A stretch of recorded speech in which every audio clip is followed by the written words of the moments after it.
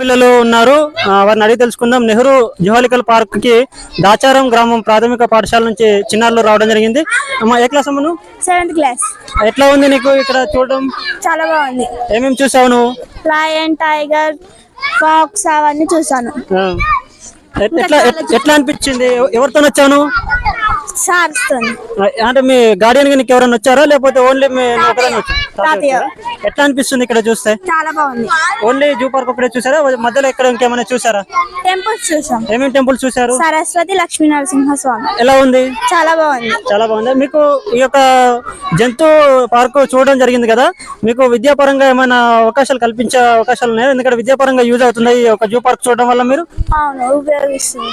మీకు education system లో ఈ యొక్క జూ పార్క్ చూడడం, విజిట్ చేయడం వల్ల మీకు ఉపయోగపడుతుంది అంటారు?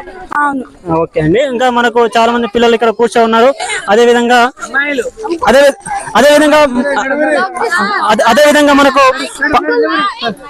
మనకు పాఠశాల హెచ్ఎం గారు మనతో పాటు ఉన్నారు. సార్ నమస్కారం. సార్ నమస్తే సార్. సార్ ఎక్కడి నుంచి వచ్చారు సార్ మీరు? సార్ మేము రాజన్న సిరిసిల్ల జిల్లా ఇల్లంతకుంట మండలం దాచారం నుంచి వచ్చినాం సార్. సార్ జూ పార్క్ కి తీసుకొచ్చారు మీ పిల్లల్ని, ఎంతమంది వచ్చారు సార్? సార్ ఒక 48 మంది పిల్లలు వచ్చారు, ఒక 25 మంది పేరెంట్స్ వచ్చారు, ఒక 5 మెంబర్స్ స్టాఫ్ వచ్చాం సార్ మేము. సార్ ఎలా ఉంది సార్ ఇక్కడ జూ పార్క్ చూడడం? పిల్లలు ఏ రకంగా ఎట్లా ఉందని అనుకుంటారు పిల్లలు? సార్ పిల్లలు బాగా ఎంజాయ్ చేస్తున్నారు. మార్నింగ్ 4 o'clock మేము రెడీ అయ్యి చెప్తే వాళ్ళు 3కే రెడీ అయ్యి 5 వరకు బయలుదేరినాం సార్.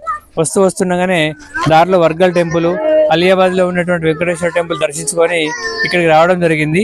రాగానే లంచ్ చేసిన తర్వాత మా పిల్లల్ని తీసుకొస్తే కేరింతలు కొడుతూ టైగర్ని కానీ, రైనో కానీ, హిపోపోటమస్ కానీ, తర్వాత చాలా జంతువులను వాళ్ళు చాలా సంతోషంగా ఆనందంగా ఆస్వాదిస్తూ వాళ్ళు చాలా ఎంజాయ్ చేస్తున్నారు సార్.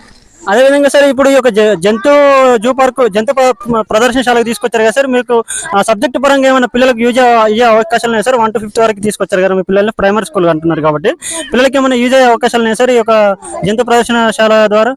సార్ ఇది విజ్ఞాన విహారయాత్రలో భాగంగా పిల్లలు ఎంతసేపు పుస్తకాలు చదవడం కంటే ఒకసారి ప్రత్యక్షంగా టైగర్ని కానీ, జిరాఫీని కానీ, జిబ్రాని కానీ, హిప్పోపోటమస్ కానీ, క్రూర జంతువులు, వైల్డ్ ఎనిమల్స్ ఏవైతే ఉంటాయో ప్రత్యక్షంగా చూసి వాళ్ళు చాలా తరిస్తారు.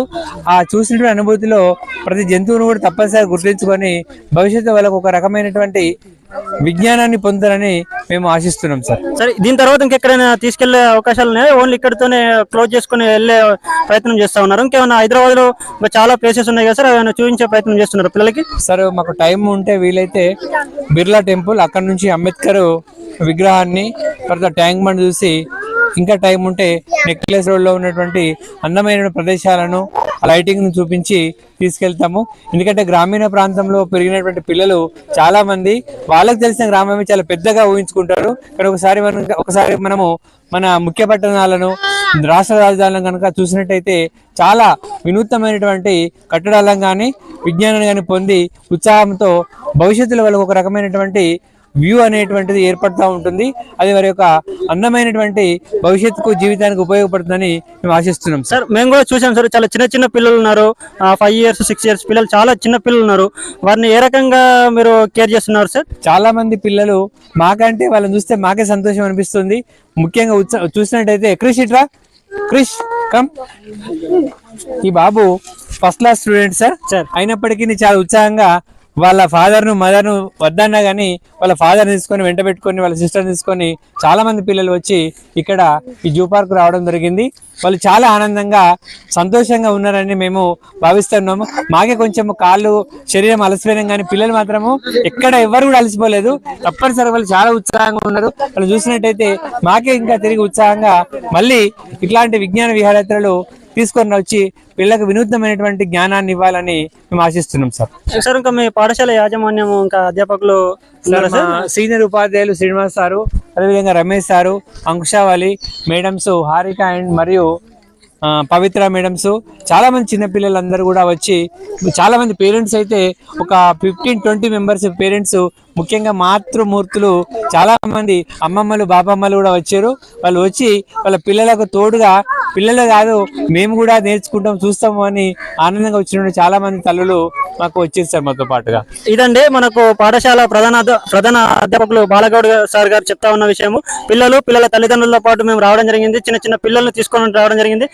ఇవి చూడండి, విజువల్స్ లో చూపించే ప్రయత్నం చేస్తే చాలా చిన్న పిల్లలు, ఆల్మోస్ట్ 5-6 ఇయర్స్ పిల్లలు, చాలా చిన్న పిల్లలు రావడం జరిగింది.